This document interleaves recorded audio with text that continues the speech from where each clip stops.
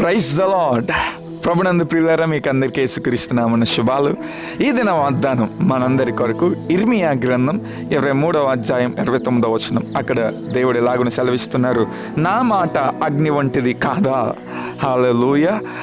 దేవుని యొక్క మాట అగ్ని వంటిది అని ఇక్కడ దేవుడు మనతో మాట్లాడుతున్నారు. అయితే దేవుని యొక్క మాట ఏంటి, అగ్ని ఏంటి? ఈ రెండింటికి పోలిక ఎక్కడి నుంచి వస్తూ ఉన్నది? అగ్ని చేసే కొన్ని రకములైన కార్యములు ఉన్నాయి. వాటిలో ప్రాముఖ్యమైన వంటివి 3. మొట్టమొదటిగా అగ్ని దహింపజేస్తుంది లేదా కాల్చివేస్తుంది. రెండవదిగా అగ్ని ప్రకాశింపజేస్తుంది. మూడవదిగా అగ్ని శక్తినిస్తుంది.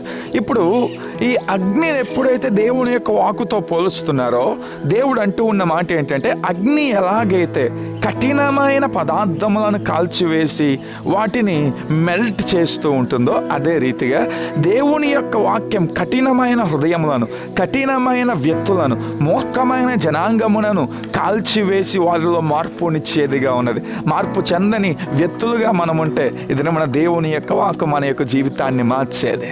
కఠినాత్ములను మార్చిన దేవుని యొక్క వాక్యం నీలో నీ యొక్క జీవితాన్ని, నీ కుటుంబాన్ని కూడా మార్చగలదు. ఇక దేవుని యొక్క వాక్యం ప్రకాశింపజేసేది. ఎందుకంటే అగ్ని చీకటిలో మనము జస్ట్ అలాగా ఒక చిన్న అగ్నిని వెలిగిస్తే ఆ యొక్క అగ్ని నుంచి వస్తున్న ఆ యొక్క వెలుగు చీకటినంతా పారద్రోలుతుంది.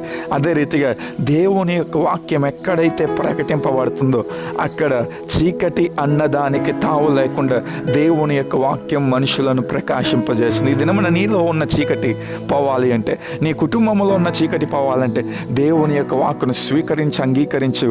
దేవుడు నిన్ను ప్రకాశింపజేసే రీతిగా ప్రకాశించినట్లు అనేకులను ప్రకాశింపజేయనట్లు ఆయన ఆశీర్వదిస్తాడు.